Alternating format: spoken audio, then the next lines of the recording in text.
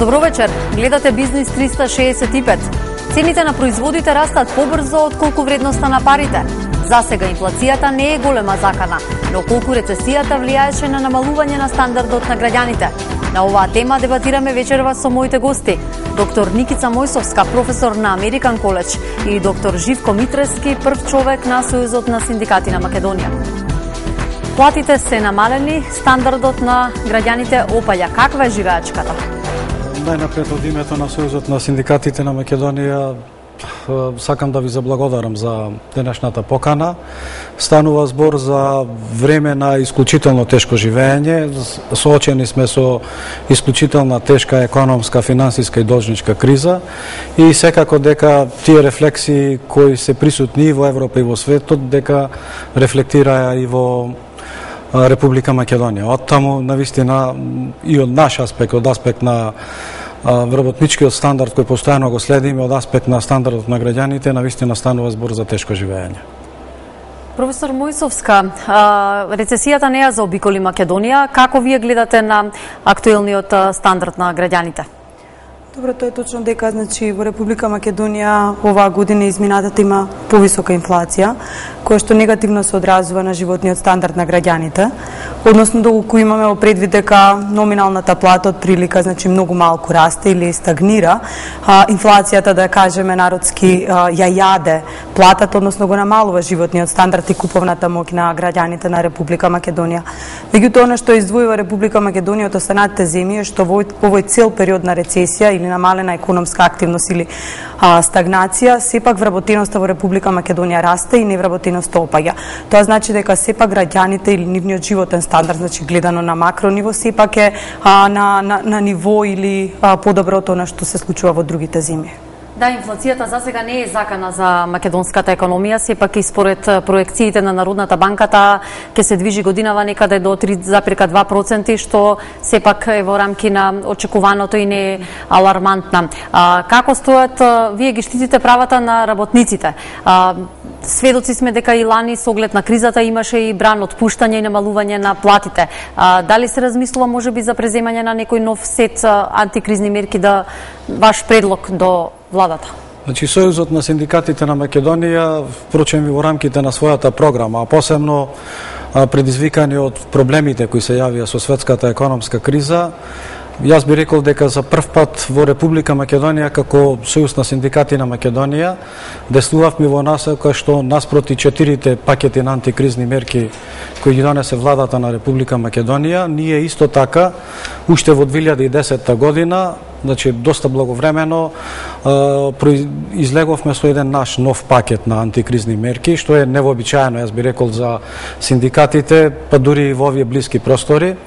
Тој сет на антикризни мерки беше фокусиран на неколку подрачја, во делот на економијата, во делот на спомнатата вработеност, односно невработеност, во делот на социјалниот диалог и во делот на колективното договарање. Идејата беше да поттикнеме и државата од наш аспект како да реагира на тој план. Во таа смисла понудивме доста значајни идеи во делот на поттикнување на процесот на вработување, со дадување и действување на одредени проекти за самовработување. Понатаму побаравме действување на државата во делот на инфраструктурни проекти, во делот на активирање на сите потенцијали околу изведување на јавни работи. Дел од тој концепт на вистина се реализира во голема мерка и со доста критикуваниот проект 2014, но јас би рекол дека благодарение на тој проект една од носечките гранки во нашата држава, градежната индустрија, обезбеди место под сонцето, обезбеди 42.000 работници да не бидат отпуштени. Понатаму действувавме во делот на насоки кои одеа во поттикнување на социјалниот диалог, во делот на колективното договарање, во делот на поттикнување на донесување на легислатива која ќе оди во насока на заштита на посебно погодени социјални категории, во делот на донесување на закон за минимална плата, односно превзедовме на голем сет на мерки кои одеа во насока на ублажување на кризата. Да, минималната плата веќе е на сила. Знаеме дека таа е утврдена на 8.050 денари. За некои индустрии од до година треба да важи оваа сума. Тоа се кожарската, текстилната индустрија. Сметате ли дека минималната плата придонесе за стабилизирање на некои од секторите каде што веќе се применува? Апсолутно, значи истражувањата покажува дека минималната плата го имаше својот ефект во заштита на животниот стандард на граѓаните. Секако во неколку сектори таа има одложено дејство, ќе се примени дури од 2014 во целиот износ, меѓутоа и во оние сектори каде што постепено се оведува минималната плата, ефектите се големи. Значи претежно тоа е кожарската индустрија каде што навистина имаме поголем пораз на платите отколку во другите сектори. Иако имаме во предвид дека токму овие граѓани се најмногу изложени на ризикот од сиромаштија, секако дека минималната плата придонесува за намалување на стапката на сиромаштија. Инаку, минималната плата исто така делува позитивно врз целокупната потрошувачка во економијата, значи од еден макро аспект и секако да немаме намалување на приватната потрошувачка и на бруто домашниот производ. Меѓутоа, она што покажува анализата, тоа е дека жените се некако поизложени на пониски плати. Зошто е тоа така? Затоа што се доминантни или најмногу застапени во секторите каде што се платите пониски, текстилна, кожарска индустрија. И значи додека процентот на работници кои што земаат минимална плата, значи или ниски плати, секако во неформалната економија земаат и под минималната плата, е 10% на ниво на целата економија, за жените тоа е 14%, значи за мажите околу 4 до 5%. Тоа значи дека ефектот врз жените и нивниот животен стандард и плати ќе се види дури по целосно воспоставување на системот на минимална плата. За економистите инфлацијата е зло, но смируваат дека засега таа не е закана за стандардот. Сепак алармираат да се води разумна економска политика. Александар Јанев ги има деталите. Реалната плата во Македонија континуирано се намалува, а тоа во превод значи дека парите ја губат моќта што ја имале. Само минатата година платите реално се намалиле за 2,9% во споредба со претходната година, што значи дека за толку нивната вредност изразена во купување на производи била помала. Дека цените на производите растат побрзо отколку вредноста на платите покажуваат и последните статистички податоци за инфлацијата, според кои прехранбените производи во март споредено со истиот месец лани поскапеле за 3,2%, облеката и обувките за 9,6%, козметиката и лековите за 5,1%. Искуството покажа дека секогаш кога цените на производите растат, продажбата опаѓа. Економската рецесија дополнително го загрози стандардот на граѓаните, така што намалувањето на прометот во трговијата од околу 10% воопшто не е изненадување. Колку е низок животниот стандард на граѓаните во земјава, потврдува и фактот што просечната плата од 21.000 денари не е доволна ниту да ги покрие основните месечни потреби на едно семејство. Според пресметките на синдикатот, на едно семејство му требаат најмалку 32.000 денари месечно за да преживее. Оние пак што немаат плата колку што е просекот во земјава или се дел од армијата од 300.000 невработени луѓе, се соочуваат со уште поголема социјална трагедија. Цените се многу високи. Има некои продукти, но тоа е само акции кога има. Иначе со една просечна плата тешко на крај да се излезе. Во однос на платите цените се многу високи. За сметки за прехранбени продукти, така да. Али пак некако ќе се снајдеш секаде. Поскапи се продуктите тука него таму. Ние доаѓаме од Нов Зеланд. Економистите објаснуваат дека засега инфлацијата нема да премине во голема закана за стандардот на граѓаните. Меѓутоа, сугерираат да се води разумна економска политика што нема да дозволи овој проблем да ескалира. Инфлацијата сепак е зло на кое што треба да се смета и никогаш не смее да се остави така сама да се реши. Мора да економската политика си земе својот дел од задачите и да не дозволи да се појави тој дел од инфлацијата која што би добила загрижувачки димензии. Според економистите, неизбежна математичка вистина и единствен начин да се постигне значајно зголемување на реалните месечни плати, а со тоа и на животниот стандард на граѓаните, е да се остварува годишен раст на економијата постојано. Колку е поголема стапката на реалниот раст, толку повеќе ќе се подобрува стандардот. Нашиот животен стандард е доста низок. За да може да биде повисок, треба да се зголеми склоноста на штедењето, треба да се зголеми инвестирањето и да се зголемат бруто домашно или стапките на раст. Стандардот е нешто на кое што сега ние најголемата опасност доаѓа од тоа што ние се навикнавме на овие ниски стапки, низок стандард. Ние сме навикнати. За да се промени тоа, треба да се променат низа фактори од структурна природа во економијата. 2 децении откако Македонија почна самостојно да води економска политика, анализата покажува поразителни податоци, според кои економијата растела само по 1,7% годишно. За да се пресликаат позитивни ефекти врз стандардот на граѓаните, економистите велат дека земја во развој како Македонија мора да оствари економски раст поголем од 7 или 8%.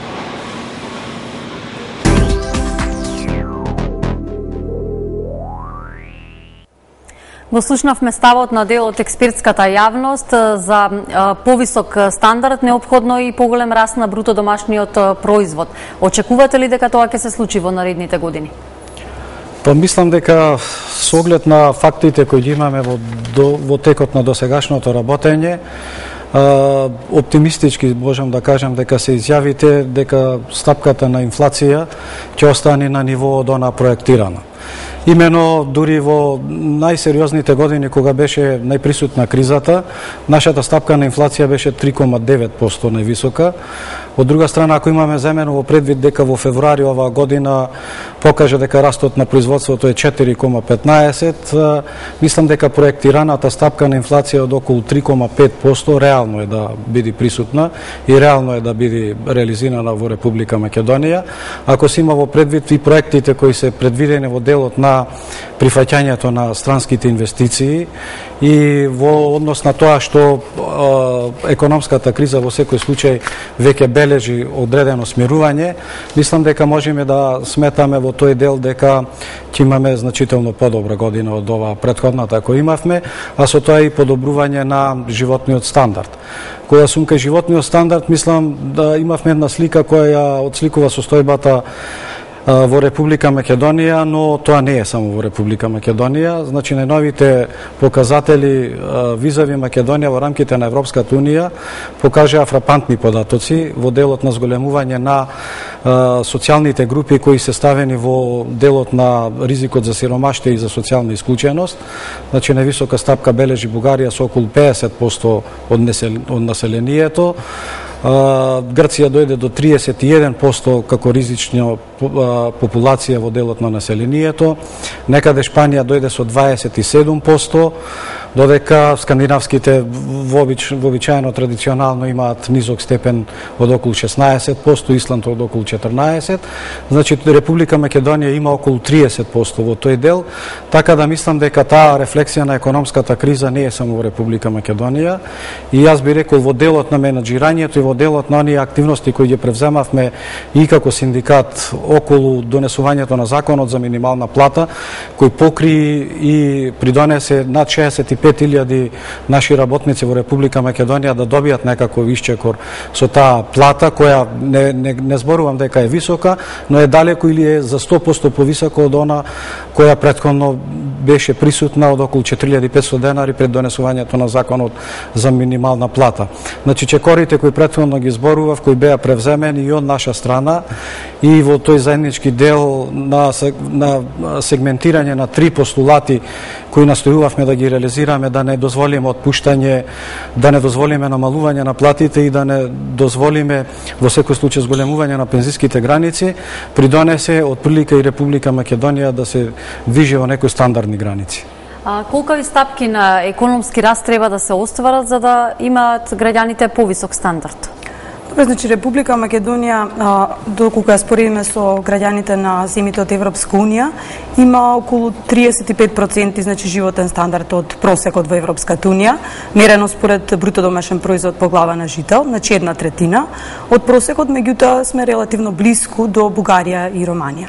Идниот економски растеж главно зависи од инвестициите и ние во еден подолг период имаме релативно високо ниво на инвестиции, над 20% од бруто домашниот производ, што дава основа за оптимизам дека ќе постигнеме повисоки стапки на раст. Меѓутоа, според поновите парадигми на меѓународните институции, главно Меѓународната организација на трудот, значи покрај инвестициите големо внимание се посветува на приватната потрошувачка и тоа токму на овие посиромашни слоеви на граѓани. Имено кај тие граѓани целиот доход доходокот се троши за потрошувачка, тие имаат релативно ниска стапка на штедење, така што доколку успееме нивните приходи да ги зголемиме, а минималната плата е еден од начините тоа да го сториме, тогаш може да бележиме повисоки стапки на растеж, значи на таа основа во иднина. Значи се повеќе парадигми се свртуваат кон така наречениот внатрешен раст на земјите, наспроти оној раст кој што беше промовиран во новите земји членки на ЕУ, базиран на висок прилив на странски директни инвестиции, извоз и така натаму, кој што се покажа многу осетлив на меѓународните движења. Така што мислам дека Република Македонија повеќе треба да се сврти кон своите интерни или внатрешни извори на економски раст. Колкави стапки се потребни, секако повисоки од стапките кои што се остваруваат во рамки на земјите членки на ЕУ, бидејќи ние сакаме да ги стигнеме, што значи треба напредокот кај нас да е поголем. Меѓутоа, слушнавме дека 1,7% е просечниот раст во последните години, треба над 5% да биде економскиот раст. Значи, така да кажеме, екстрем се Кина или Индија, во кои што растот е дури и околу 10%, меѓутоа се што е над 5% е задоволителен раст. И нашата економија покажа дека може да расте со тие стапки. 2008-2007 година имавме, значи, токму толкави и 6% стапки на економски растеж. Така, солидни бројки. Да. Во услови кога државната статистика се откажа од мерење на потрошувачката кошничка, Сојузот на синдикати прави свој пресметки, според кои на месечно ниво на едно семејство му се потребни 520 евра за да ги задоволи основните месечни потреби. Како во услови кога месечната просечна плата е многу пониска, односно 320 евра? Значи, Сојузот на синдикатите на Македонија во рамките на тие реформи кои ги спроведувавме, за прв пат после 20 години воведовме пресметка на ова синдикална, така наречена минимална кошничка за четворочлено семејство. Идејата ни беше од една страна да го покажеме она што значи реален пристап во делот на утврдување на стандардот на нашите работници, а од друга страна фактички да извршиме притисок во делот на отворање на простор за донесување на законот за минимална плата, со цел да докажеме дека мора да има корекции во делот на платната политика во Република Македонија. Значи, моменталната состојба е таква што 32.185 е висината на минималната потрошувачка кошничка, од кој 41% отпаѓа само на делот на прехрамбени производи и делот на пијалоци, 32,5 во делот на домувањето. Ако ја зборувам за домувањето, ние во потрошувачката кошничка ставивме одредени други параметри кои до тогаш не беа ставани, значи во делот на потребите за обувки, во делот на производи кои се поврзани со здравието, во делот на останати трошоци за култура и така натаму и така натаму. И ако се има во предвид дека просечната плата во Република Македонија е околу 21.185 денари, тоаш јасно се покажува дека имаме еден проблем од околу 10.090 денари кои недостасуваат. И ако имаме во предвид дека во Република Македонија 12,4% од вкупниот број на вработени или 80.000 работници примаат плата до 8.000 денари, значи се фокусираме на тој дел каде што навистина е многу посериозен проблемот. Од друга страна 72,4% имаме работници или негде околу 467.000 работници кои примаат плата до 20.000 денари, а само некаде 3% се вработени кои примаат плата на 30.000 денари. Значи се утврдува тој диспаритет кој е присутен во делот на задоволување на потребите. Од тие причини, значи идејата беше да се донеси прво закон за минимална плата. Законот за минимална плата беше донесен и она што беше најзначајно за нас, за синдикатот, е што тој процес на донесување на висината на минималната плата имаше своевидно влијание при донесувањето и утврдувањето на најниската плата кај гранските колективни договори. Значи, веднаш по донесувањето на висината на минималната плата, ние имаме подпишано 12 грански колективни договори, каде што драстично некаде и до 5.000 веднаш дојде до зголемување на најнискиот коефициент за сложеност при утврдување на сложеност на работни места. Така да, почнувајќи од здравството, каде што над 15.000 утврдивме, социјалата, понатаму во делот на текстилот имавме задвижување, во делот на хемијата, во делот на енергетиката. Значи, преку тој процес обезбедивме можности, значи, до зголемување на платите, но сепак кажувам дека останува проблемот со таа категорија од тие 80.000 работници кои примаат плата до 8.000, но затоа пак отидовме и со други наши мерки, кои голем дел, јас би рекол, во еден континуитет континуитет беа прифатени од владата во делот на енергетската сиромаштија, каде што поттикнавме спроведување на мерки за субвенционирање на делот на плаќање на електричната енергија, го поттикнавме во делот на плаќањето на исто така субвенционирање за плаќање на електричната енергија кај социјалните групи, но нашата идеја е дека треба да се размисли сепак и во ова за субвенционирање на плаќање на надоместоци по делот на енергетската сиромаштија и за оние најранливи групи и за работниците кои работат, кои примаат плата некаде до 8.000 денари. Значи, станува збор за на корпус на мерки кои ги доставивме, тука и мерката околу гревното дрво, понатаму во делот на нашите барања за обезбедување на социјални пакети во делот на прехрамбени производи, пак ќе спомнам Европа, значи моментално во Европа огромен е бројот, значи милиони луѓе добиваат помош од страна на Црвениот крст или ако ја спомнам една Шпанија, значи над 30% од населението моментално поврзани со најранливите групи добиваат такви пакети во делот на прехрамбени производи кои се наменети посебно за овие најранливи социјални категории. Како да им се помогне на најзагрозените? Иако има мерки, сепак кризата ги погоди дополнително токму тие најранливите групи. Апсолутно, значи преку социјалната помош или социјалните трансфери на државата постојано се помага на овие лица, значи колегата ги спомна некои од овие мерки. Секако треба да се напомене, например, доколку ги гледаме македонските статистички податоци, сиромаштијата според оние лајкен индикатори кои одговараат на индикаторите во ЕУ е 27%. Меѓутоа без социјалните трансфери, без пензиите, сиромаштијата се зголемува до 42%. Тоа значи сепак дека социјалните трансфери, вклучително и пензиите, се ефективни, односно таргетирањето на истите е навистина доволно. Меѓутоа, што треба да се направи за да им се помогне на луѓето? Исто така, преку социјалната заштита се делува на намалување на така наречени круг на сиромаштија во едно семејство кој што се пренесува од генерација на генерација. Мора да ја спомнам поддршката или условените парични трансфери кои што се даваат на најсиромашните граѓани, со кои што децата, значи доколку децата посетуваат училиште редовно, тогаш добиваат трансфер семејството од 1000 денари месечно по едно дете. Идејата е, значи, да им се помогне на децата да се поттикнат семејствата да ги праќаат своите деца во училиште, бидејќи образованието е најдобар начин како да се излезе од сиромаштијата. Например, ние велиме дека имаме релативно висока стапка на сиромаштија, меѓутоа сиромаштијата за вработените домаќинства е само 10%, за домаќинствата со невработени членови дури 50%. Значи, образованието е основа за излегување од сиромаштијата. Меѓутоа, ова сега е на долг рок. На краток рок сите овие трансфери, значи измените во социјалната помош и во законот за социјалната помош, енергетската сиромаштија. Сето тоа се мерки на кои што државата се труди да им помогне на граѓаните, меѓутоа долгорочниот излез е тие граѓани да најдат работа. Македонија е директно изложена на негативните светски трендови кога се во прашање цените на храната, бидејќи земјава повеќе увезува отколку што извезува храна. Сонја Јованова Наумовска ги има ставовите и очекувањата на агроекспертите.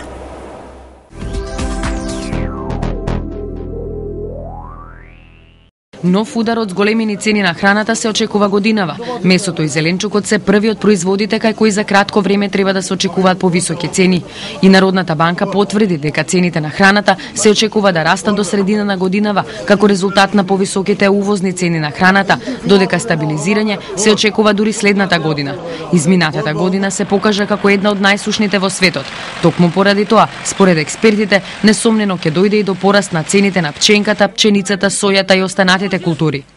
На глобално ниво се очекува пораст затоа што има потврлување, известно потврлување, лоше беше есента во некои земји, недоволно се посеја жито и така натаму. Житата се главната причина поради која може да има поскапување како основна храна. Исто така и месото.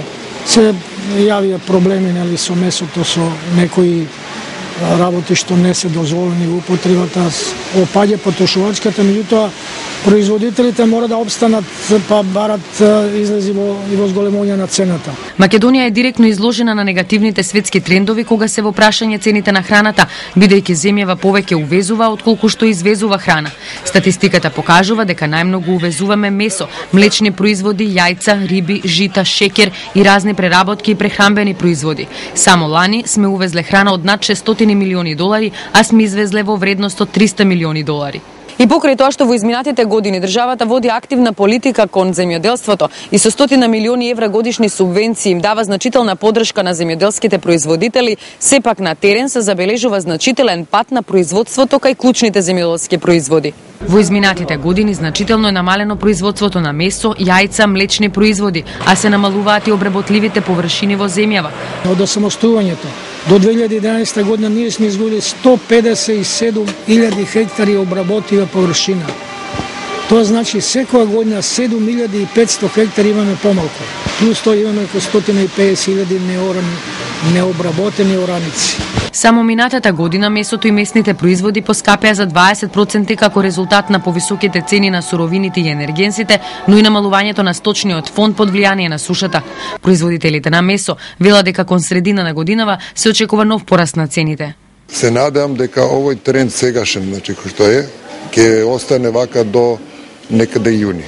Од јуни веројатно ради ситуацијата со годишни одмори започнување на годишни одмори ќе се појави поголем потрошувачка на месо и се надам дека тогаш ќе има некој благ скок. Меѓутоа веројатно нема да биде некој драстичен скок, бидејќи тие кризите со тие поморство на стока што беа порано кој се уништуваше стоката ради разни болести, сега мислам дека е тоа стабилизирано. Според проекциите на Народната банка, инфлацијата годинава нема да надмине 3,2%, но неизвестно е дали оваа проекција ќе претрпи измени, откако е јасно дека цените на храната до крајот на годината ќе бидат тотално непредвидливи.